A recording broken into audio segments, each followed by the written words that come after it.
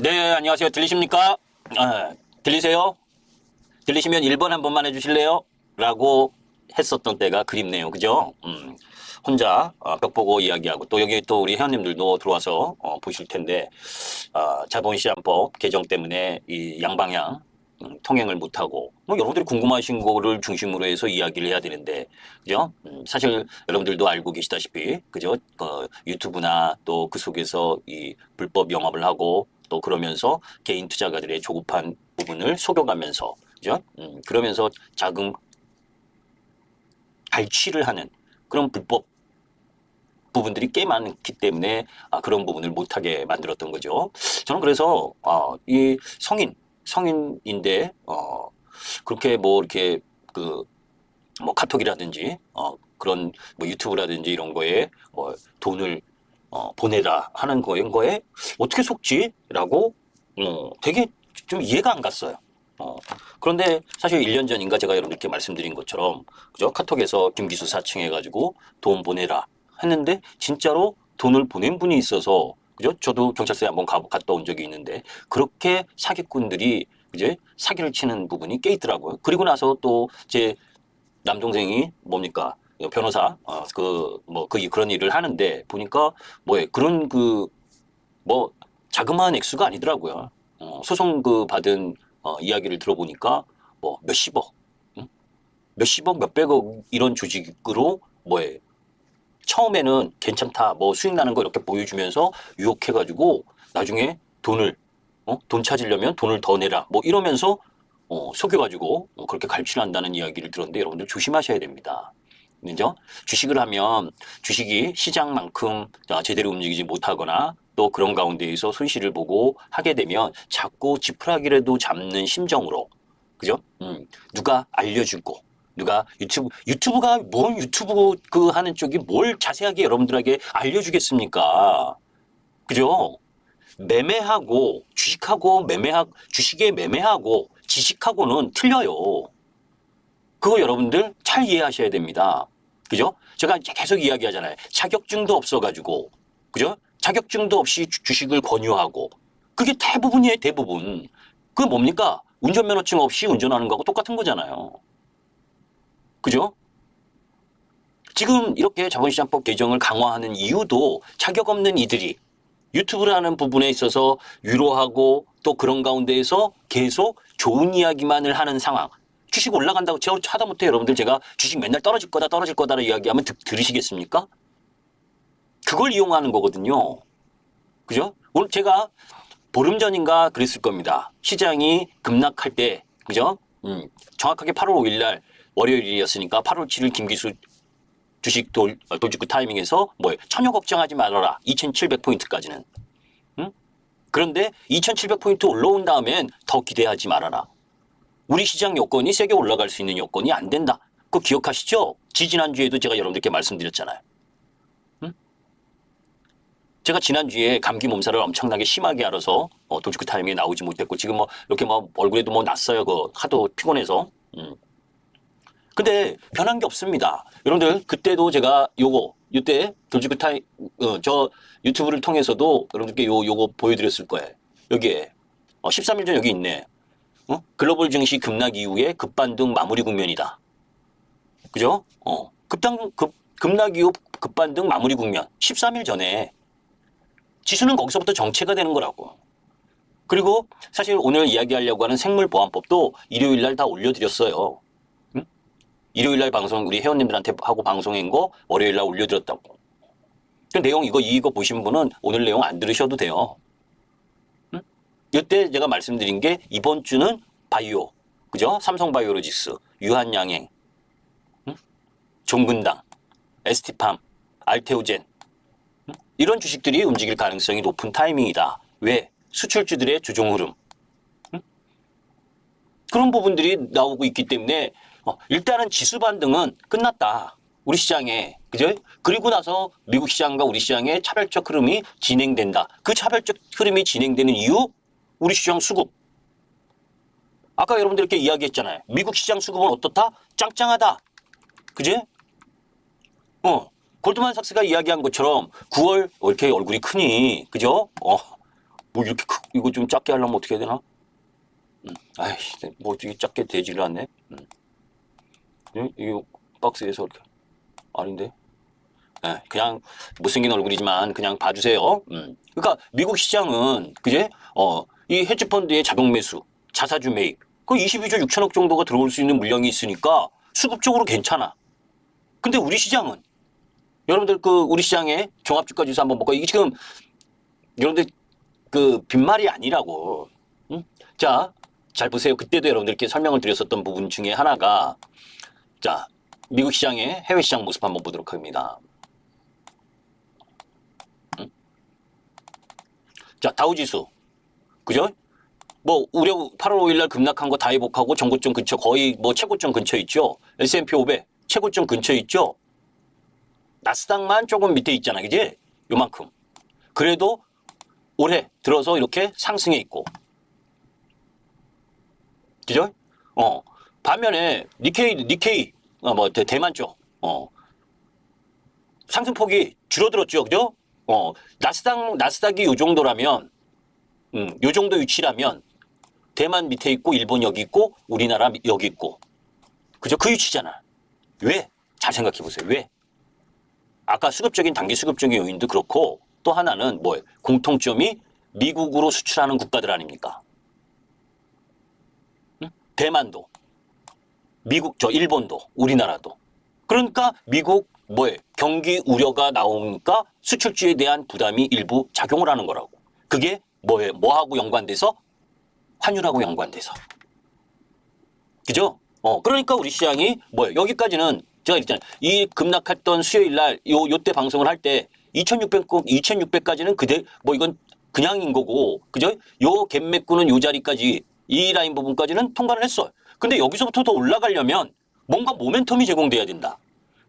그죠? 왜? 거래소는 외인들의 매수가 주 흐름을 보이면서 추세를 유지했었던 부분이었으니까 급락 이후 반등 그 속에서 올라가려면 외국인 매수가 들어와야 되잖아요. 그죠? 근데 외국인 매수가 안 들어오잖아요. 왜 안 들어와요? 워낙 강세 흐름을 보여주니까. 그죠? 잘 보세요. 수급적으로 일별.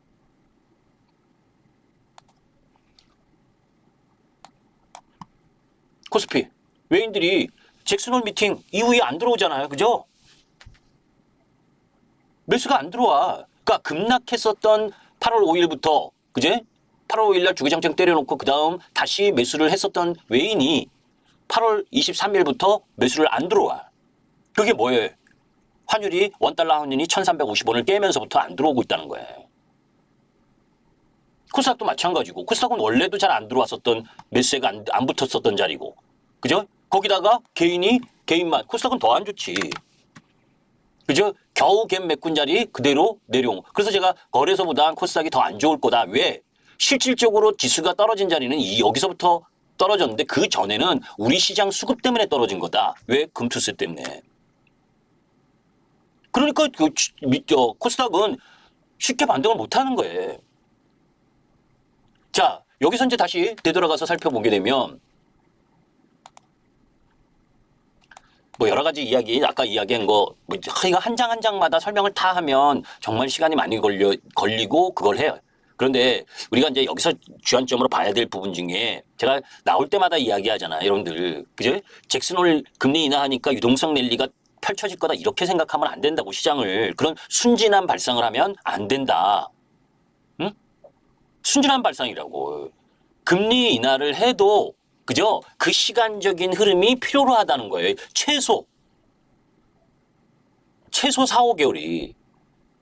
금리 인하한다고 경기가 바로 좋아지는 게 아니라 금리 인하하고 또 인하하고 하면서 그 인하한 효과가 경기에 반영이 돼서 돌아 나오는 데까지 4, 5개월 정도의 시간이 필요로 하다는 거예요. 응? 물론 지금 미국 시장이 경기가 엄청 안 좋아서 떨어지는 거 아니에요. 그건 염두에 둬야 돼. 그죠? 실업률이 조금 높아지고 고용이 조금 삐그덕삐그덕거리고 그런 부분. 근데 그런 부분의 여지가 있는데 그래서 아까 95년과 2024년을 비교를 해드린 거고. 그죠? 자, 엔비디아 실적 발표 아까 실적 보면 증가 양호하잖아요. 그지? EPS도 양호하고. 자, 그런데 주가 차트를 딱 보면 어디로 갈까요? 그죠? 제가 이때 여러분들께 말씀드렸잖아요. 그죠? 블랙엘 출시 연기라고 떨어지는 이때는 매수다. 130불 근처까지는 간다. 130불에서 지금 계속 일주일 내내 행복. 여기서 위로 올라가도 되고 떨어져도 되고 그림은 아주 이쁘게 만들어놨고 실적은 2, 4분기 자꾸 우상향하고 있고 그런데 이제 3분기 가이던스가 어떻게 될 거냐. 그죠? 모습으로 기술적 흐름으로 보게 되면 여기서 한 번 더 올라가는 게 맞는 거지. 그죠? 얘가 올라간다고 엔비디아가 올라간다고 그러면 마이크론 테크놀로지가 인텔이 다 올라가느냐? 그런 장은 끝났다. 응? 그런 장은 저는 끝났다라고 봐요. 어디였어? 여기. 왜냐면 그게 보여주는 거에 어떤 걸로 보여주느냐?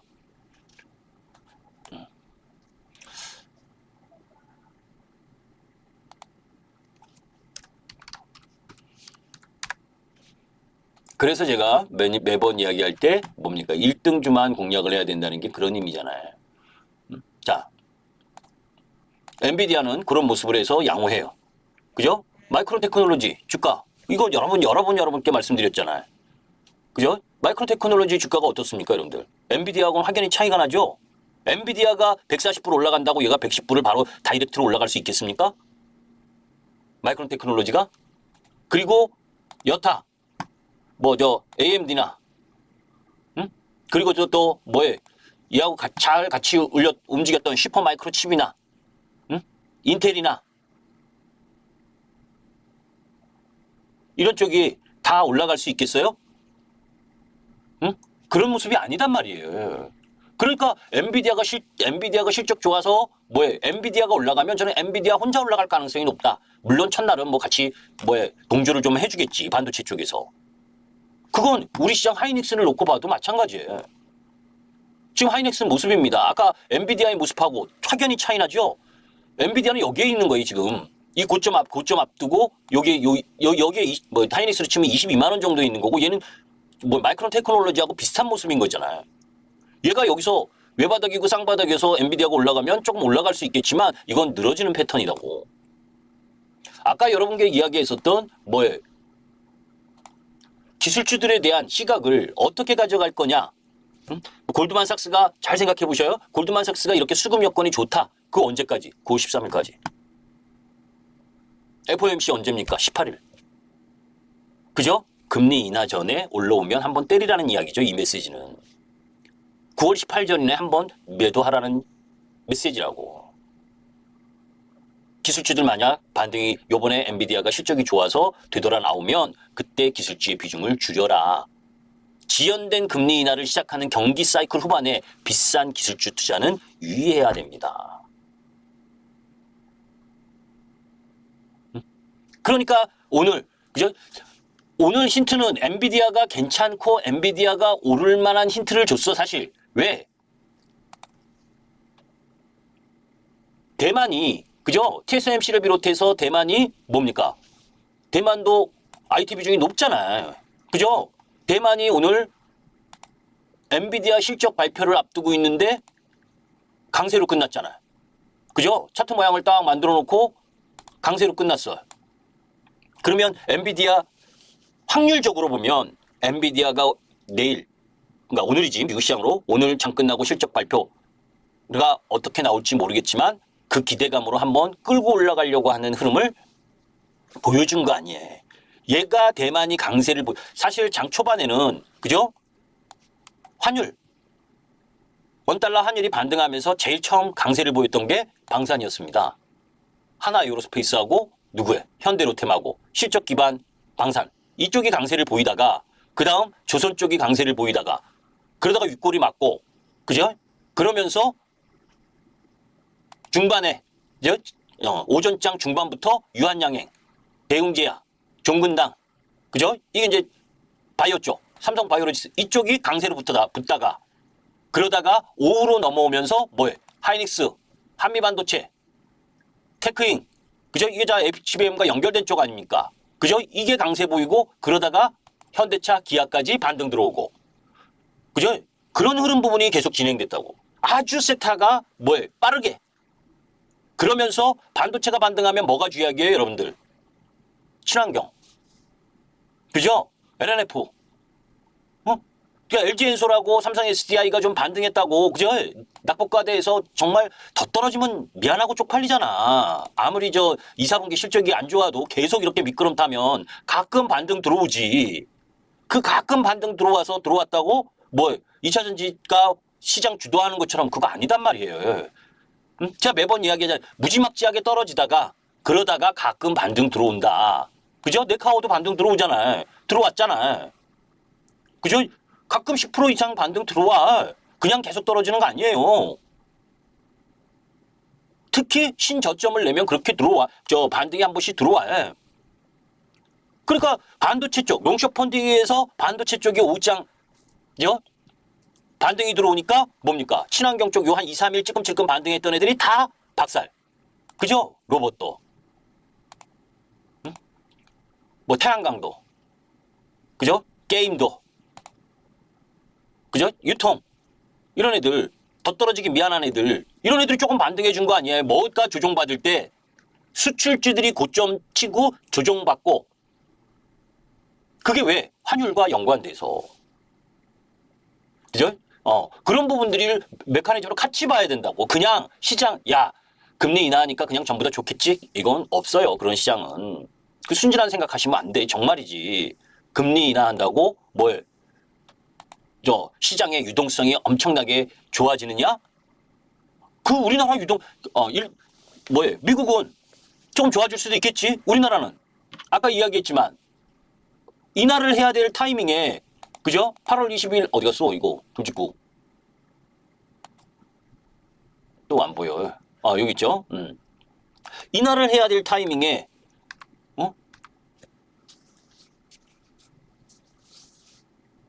8월 22일 날 동결해 버렸잖아요. 그죠? 내수 부진 이런 부분들 때문에 우리나라 경제 여건상은 인하를 하는 게 맞아.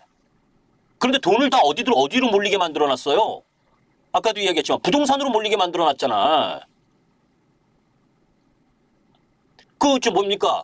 민주당의 진성준 정책위 의장. 그죠? 금투세를 하고 나서 주가가 떨어지는 것처럼 이야기하는데 그렇지가 않다고. 지금 계속 시간을 보내니까, 그죠? 자꾸 자금들이 빠져나가는 겁니다. 그리고 그 빠진 자금은 사모펀드 비롯해서 부동산으로 들어가고 있는 거고, 지금 우리나라 지금 미분양됐던 아파트들도 다 지금 슬금슬금 다 분양되고 있잖아요. 여러분들 프로젝트 파이낸싱 때문에 막 위험하다 막 했었잖아. 근데 주시장에서 나온 돈이, 큰 손들의 돈이 자꾸 부동산 쪽으로 가고 있는 거예요. 그럼 거기에다가 가계신용대출까지, 부동산 대출까지 계속 주택담보대출까지 증가하니 여기다가 금리 인하하면 되겠습니까?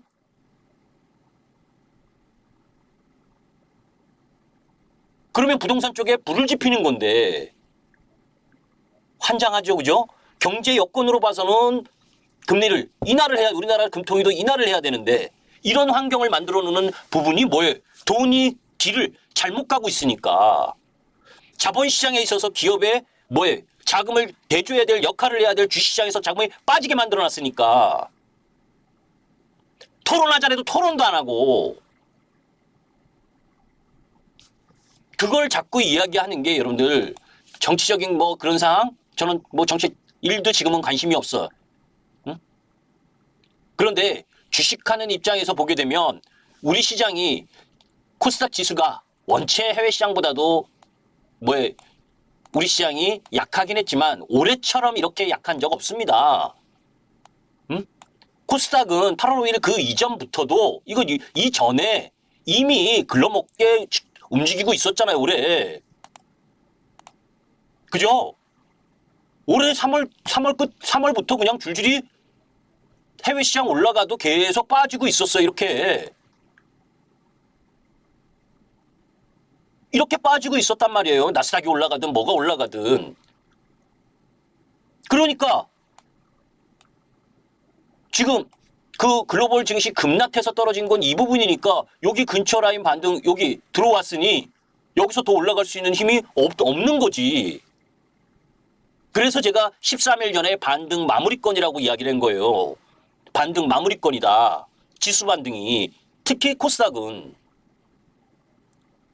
이 벽을 어떻게 넘어갈 거냐고. 이 벽을 뭘로 뭐 미국 시장이 금리 인하했다고 올라갈 수 있다고? 전혀 no.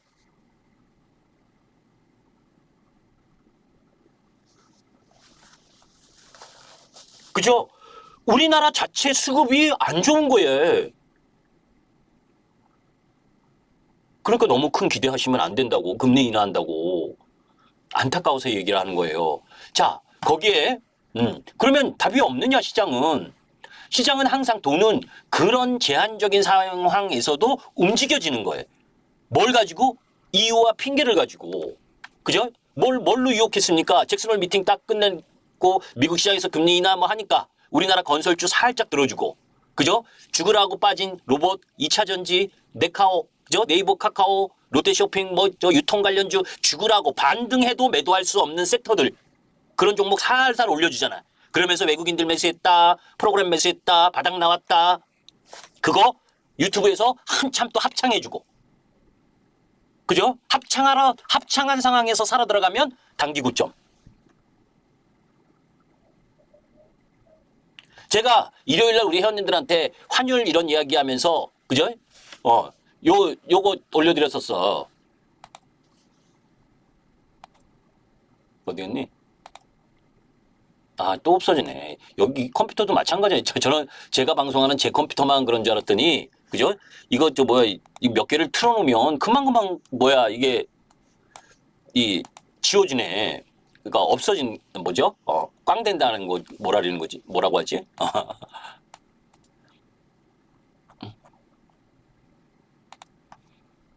이제 요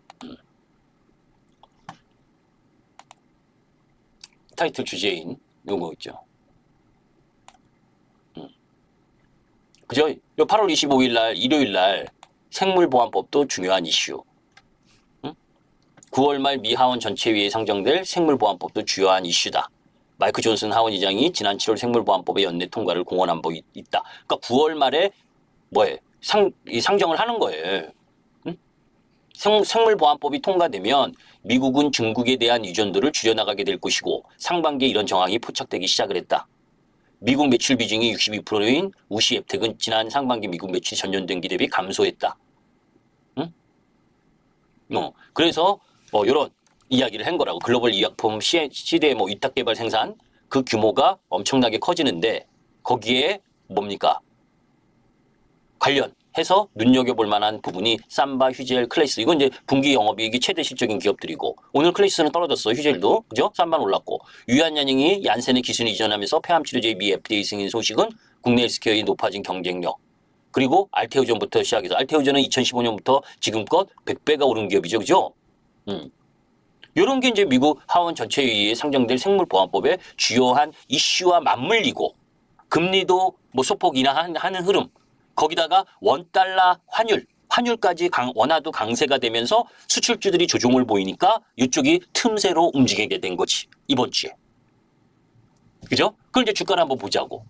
그래서 제가 요 부분을 일요일 날 매주 우리 회원님들 저녁 방송할 때 일요일 저녁 방송에서 언급을 드렸었던 거라고. 근데 저는 이제 바이오 쪽은 별로 안 좋아하기 때문에 이제 그래도 관심 있는 쪽 나인 부분을 보면 유한양행이지, 그지? 유한양행이 그 뉴스가 나온 날은 이날이잖아요. 그죠? 그래서 갭 상승하고 왔다 갔다 하다가 떨어졌잖아. 그리고 나서 이건 호재가 나오니까 호재를 박살내버린 거예요. 기관하고 외국인 놈들이. 응?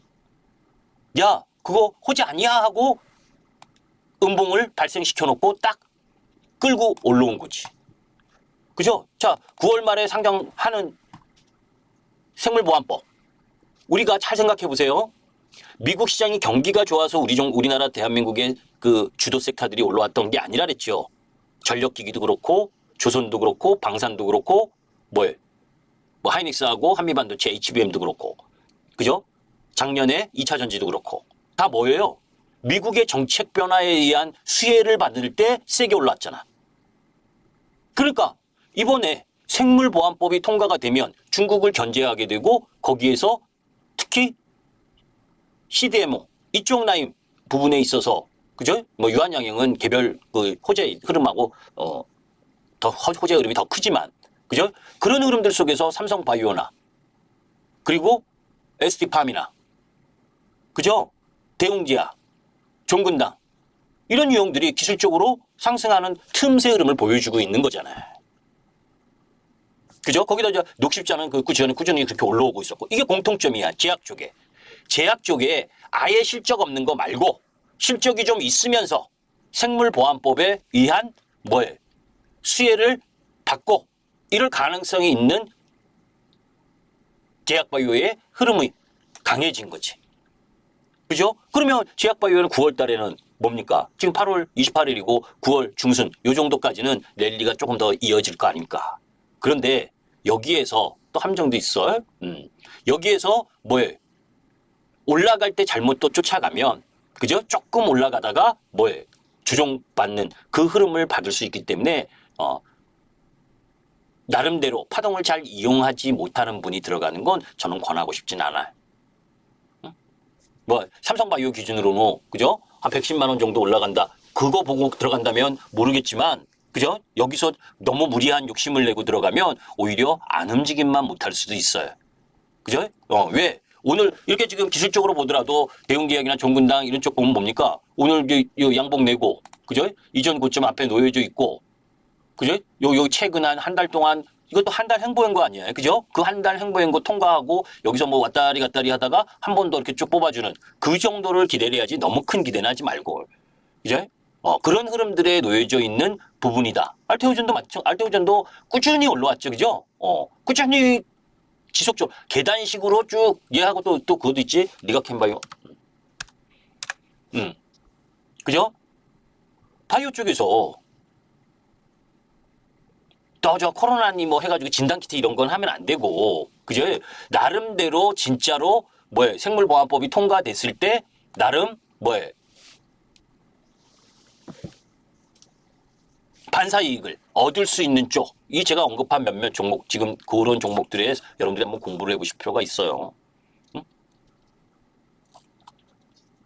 바이오 제약을 좋아하시는 분들은 엉뚱한 테마주 이런 거 하지 마시고 바이오 제약에서도 그죠? 자, 그런 가운데에서 아까 환율 이야기를 제가 꽤 많이 했는데 사실 이러지 환율 부분을 봤을 때 요걸 더 자세한 걸 보려면 사실은 제가 우리 회원님들한테 올려드린 그 내용을 보는 게 더 자세한 내용이 담겨져 있는데 그것도 또 먹됐네. 그죠? 먹통됐네. 진짜. 시간이 없고, 그제? 그거 다 이야기하면. 여튼, 지금 단기적인 흐름에 있어서는 달러 인덱스가 100까지 내려와 있어요. 107, 108에 있던 달러가. 그러면서 상대적으로 신흥국 통화가 강세를 보이는 그런 흐름을 보이는 부분이란 말이에요. 그죠? 그래서 지금 아까 이야기했었던 공통적인 대미 수출 흐름을 세게 보이던 섹터들. 그저 주도 섹터라 그랬잖아요. 그쪽이 지금 조종을 받고 있는 거라고. 환율 영향으로. 그러니까 사실 IT도 수출주잖아요. 그죠? 삼성전자, 하이닉스도, 현대차, 기아도 뭐 우리나라 대부분 기업이 수출주지. 그러니까 환율 영향을 안 받을 수는 없지. 그죠? 워낙 약세였을 땐 실적이 더 좋으니까. 그러니까 지금 1370원, 80원 하던 원달러 환율이 1320원대까지 내려왔다가 오늘 반등해서 1330원, 39원 뭐 이 정도까지 반등을 했는데 저는 1340원과 1350원 이게 정상이라고 봐요. 우리 시장이 지금 환율로. 그렇기 때문에 지금 이 빌미로 조정을 받을 때 오히려 수출주 쪽을 사놔야 된다라는 쪽이야. 그제? 그 뭐 종목과 관련해서는 제가 여기서 말씀드릴 수 있는 사항은 아니고. 여튼 그 관점을 어떻게 갖느냐는 단도직입적으로 얘기하면 여기서 여러분들 우리 원화가 1,300원을 깨고 막 내려갈 거라 그러면 주식 수출주 하면 안 돼요. 그죠? 그러면 더 모멘텀이 없으니까. 왜? 외인이 지금 이 환율 위치에서도 매수세가 안 들어오는데 오늘도 삼성전자 하이닉스 때리잖아. 이 가격에도. 그죠? 매수가 안 들어오고 있다고. 응? 걔네들은 오늘 엔비디아 실적 발표하는 거 모릅니까? 다 알잖아. 더 잘 알잖아. 대만 오르는 거 모릅니까? 대만 IT 비중 높은데 오른다는 거 다 알고 있는데도 매수가 안 들어와. 그건 뭐예요? 우리 시장에 그죠? 여기서 더 세게 올릴 지금 부분이 아니다라는 거잖아 지금. 응? 내일이 좀 바뀔 수도 있겠지만 큰 그림으로 보면 항공모함이 움직이려면 지수의 큰 항공모함이 움직이려면 뭔가 단초를 보고 보여줘야 되는데 그런 움직임이 아니다. 오늘 기관님들이 들어올렸어요. 기관들이 반도체 쪽 라인하고 이 제약바이오 이쪽을 들어올렸는데 기관들은 믿을 림들이 별로 없잖아. 그죠? 왜? 단타 해먹고만 하니까. 추세를 갖고 가는 건 외국인이라고. 그제? 여튼 그런 부분이고 아까 설명을 못 드렸던 부분 중에 미국 웨스팅하우스 참 나쁜 놈들이에요. 그죠? 지금 미국 웨스팅하우스가 지금 K1전 그 24조 7월 17일 날 체코 원전 수출하고 나서 그죠? 주가가 박살났잖아요. 원전주들이. 응? 그 호재 터지고 나서 단기적으로 이익 실현이 관점인 건 맞지만 그게 왜 자꾸 시세를 못 내는 이유가 이거잖아요. 그죠? 기술 사용에 대해서 계속 딴지를 거니까. 캐나다 상업펀드하고 캐나다 우라늄 업체가 지금 지분을 갖고 있는데, 그죠? 지금 미국 웨스팅하우스의 그 대표가 프랑스 놈이야. 그죠? 요번에 체코 그 원전 할 때 같이 경합 들어갔던 프랑스가 떨어졌잖아. 그죠? 그리고 뒤끝 장렬이잖아. 그죠? 그래서 우리나라 또 올림픽 때도, 뒤끝 보여줬고, 프랑스. 그죠? 그 놈이 대표를 하고 있으니 계속 안티를 거는 거죠. 그죠? 내년 3월까지 최종 계약 맺으려면 미국 정부에 수출 신고해야 되는데, 물론 이제 체코가 반독점 그 신청한 거, 진정 제기한 거 일간의 가치도 없다라고 이야기는 했지만, 그죠? 최종 계약 맺으려면 미국 정부에 수출 신고해야 된다고. 그런데 지금 선거 앞두고, 그죠? 일자리 운운하면서 한수원 최대 압박을 하고 있는데 그 쉽게 해결해 주겠냐고. 이러니까 원전주가 갈 수 있는 힘을 못 받는 거지. 그죠? 가야지 정상인데. 그럼 원전주를 갖고 있는 분들은 그 부분을 참고할 필요가 있고. 이거는 이제 여러분들 생물보안법과 관련된 건 아까 이야기한 그거고. 그 다음에 사실 하나에로스페이스가 내일부터 이제 인적 분할에 들어가잖아요. 그죠? 그러니까 폴란드에 뭐 이렇게 수출했다 이걸 설명하려고 한 게 아니고 지금 수출용 미사일 사거리가 300에서 500km 확대.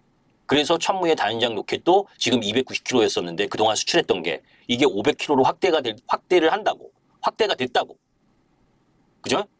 사실 한미 미사일 지침 해제로 미사일 개발 운용 관련 제한이 풀렸지만 수출용은 국제 다자간 협의 체제인 미사일 기술 통제 체제 때문에 규제 중이었어요. 그런데 이거 왜 이걸 왜 우리가 290km에서 우리가 하고 싶다고 하는 게 아니지요. 그죠? 다자간 협의체도 말이 다자간 협의체지 누구의 허락을 받아야 되는 겁니까? 미국의 허락을 받아야 되는 건데 미국이 허락했다는 거잖아요. 그죠? 그러면 이 사정거리 부분이 290km에서 500km로 늘어났다는 건 엄청나게 우리 방산 기업들에겐 뭡니까? 수혜지. 그죠? 그런 관점에서 하나 에어로스페이스를 봐야 되는 부분이고. 그죠? 그건 섹타의 움직임으로. 그리고 이제 중국 철강. 이걸 소개시키는 게 철강주 하지 말라 이런 이야기를 보다 경기 민감주에 대한 이야기를 하고 싶어서 이걸 올린 거예요. 연도별 중국 철강 수출량이나 1분기 중국 철강 수출량 추이를 보게 되면 남아돌아 철강이 응? 남아돌아. 그죠? 지지난주인가 제가 요거 얘기했었잖아요. 그죠? 전기차, 태양광, 반도체 남아돌아. 과잉 생산으로 남아돌아. 과잉 생산으로 남아도는데 어떻게 올라가겠냐고. 그죠? 저가로 밀어내기 막 하려고 하는 중국을 견제하기 위해서 대부분 국가들이 관세 부과할 수밖에 없잖아요. 그죠? 그래서 캐나다도 중국 전기차에 100% 관세 부과하고 철강 알루미늄도 25% 관세. 그게 뭡니까? 이런 중국이 뭡니까? 미국에 항복하지 않고 계속해서 첨단 산업에 대한 미래 먹거리 산업에 대해서 과잉 생산을 통해서 시장을 마켓을 지배하려고 하는 그런 분쟁이 조정이 되지 않는 한 중국 경제는 회복 불능이다. 저는 그렇게 생각한다 그랬잖아요. 몇 년 전부터. 중국 쳐다도 보지 말라고. 이런 부분들 때문에 그죠? 그 반사 저렇게 관세를 부과하면 우리나라 뭐 경쟁력이 철강이 더 좋아지고 이런 거 아니에요. 그런 관점으로 보면. 지금은 그죠? 이런 흐름들 때문에 경기가 쉽게 좋아지지 못한다는 걸 이야기를 하고 싶은 거예요. 그러니까 경기 관련주, 반도체도 경기 관련주입니다. 경기 민감주고. 미국 시장에서 성장이라고 하는 AI 쪽, 그러니까 카펙스를 증가하는 부분, 저는 그거는 계속될 거라고 봐. 미국이 아까 제가 달러가 더 이상 약세 쉽지 않다라고 보는 것도 미국이 꺼낼 수 있는 카드, 그중에 확장적 재정 지출은 트럼프가 되든 해리스가 되든 계속될 거라고. 왜? 향후 미래 먹거리 산업에 대한 카펙스 투자는 계속될 거니까. 첨단 산업에 대한 투자는 미국이 소비 국가에서 제조업 국가로 가는 거고, 그런 흐름의 미국 성장 흐름이 다른 여타 국가보다 성장률이 좋을 거기 때문에 지금은 금리 인하할 정도로 다소 둔화되는 경기 때문에 그거 달러 약세를 보이지만 첨단 산업에 대한 투자는 계속하는 확장적 재정 정책을 펼칠 거기 때문에 달러 약세도 그죠? 이 금리 인하하는 9월 18일 전후한 타임 정도의 이 정도의 약세지 계속 약세를 보일 부분이 아니다. 그렇다면 그죠? 지금 시장에 있어서 뭐예요? 여러 가지 노이즈 그러면서 그 틈새 원화 강세라는 핑계 그리고 미국 경기 부진이라는 틈새 이런 부분들을 가지고 수출주들을 조정시키고 바이오, 제약 이런 쪽 금리 인하 수혜 이러면서 자꾸 유혹하는 쪽으로 가지 말고 중심을 잘 잡고 수출주에 대한 비중을 늘려가는 게 더 바람직한 흐름이다라는 거죠. 그죠? 그런 부분으로 바라보는 시각을 가졌으면 좋겠는데 여튼 시장은 내일 엔비디아에 대해서 제가 여러분들 방송 나오기 전에 미아리도 한번 가서 팬티도 받고 입고 왔으면 내일 엔비디아가 올라가느냐 떨어지느냐 그래서 시장이 올라갈 수 있는 확률이 더 높으냐 아니냐를 이야기해 드릴 수 있는데 시간도 없고 저는 그거 믿고 싶은 마음도 없고 그죠? 엔비디아가 오른다고 해서 확산되는 시세 흐름이라기보단 엔비디아가 오르면 엔비디아만 중심으로 오를 가능성이 더 크다라고 보는 쪽이고 그런 가운데에서 오히려 우리 시장의 내부적 수급 그죠? 내부적 수급이 안 좋은 상황이다. 그러면 미국 시장의 다소의 경기 부진 속에서도 대안으로 대체하면서 성장할 수 있는 섹터가 같이 도매급으로 하락한 섹터가 있잖아. 그런 섹터를 사야지. 그죠? 그 섹터 중에서 실적이 양호한 기업을 사야 되는 거 아니에요. 아주 눈에 뻔하잖아요. 그죠? 그런 기업이 지금 널려 있어. 그런 기업을 사야 되는 거예요. 그래서 내가 방향은 두 가지다. 생물보안법 기대감으로 제약바이오에서 실적 있는 애들 쪽 라인 부분에 단기 매매를 할 거냐. 지금 시장이 그러한 이슈거리로 수출주 중에서 실적이 양호한데도 불구하고 그리고 성장성도 충분한데도 불구하고 가격 조정을 보이는 섹터를 지금 좋은 타이밍에 더 살 거냐. 그 두 개를 압축해야 된다. 그렇지 않으면 시장 그냥 금리 인하한다고 마냥 오른다. 이런 순진한 생각하면 시장 접근하기가 쉽지가 않다. 그러면서 다시 한번 이야기를 하지만 우리 시장의 수급적 이슈인 그죠? 수급적 이슈인 이 금투세와 관련된 부분이 빨리 해결되지 않으면 정말 지리지리 못 끌려가는 코스닥 시장 흐름이 계속됩니다. 그죠? 죽으라 하고 떨어진 종목 찔끔 반등 들어왔다고 저점 나왔다 이러면서 살아 들어가고 하는 우를 범하면 안 돼요. 확실하게 더 턴하는 것까지를 봐야 되는 상황인 거예요. 그 정도로 그죠? 우리 시장 자체의 수급 자체는 안 좋은 상황이라는 것도 염두에 두실 필요가 있습니다. 이런 얘기하면 별로 싫어할 거라는 거 알면서도 전 얘기해요. 왜? 13일 전에도 전 그랬어. 지수 반등은 끝났다. 응? 왜 지수? 우리 시장 여건이 바로 올라갈 수 있는 상황이 아니니까. 그죠? 그래서 지금 대부분 조정받고 있잖아요. 거기서 다시 올라오게 되면 또 특화돼서 올라갈 거라고. 그 특화돼서 올라갈 섹터를 지금 잡아야지. 그죠? 지금이 타이밍이니까. 여기까지 하겠습니다.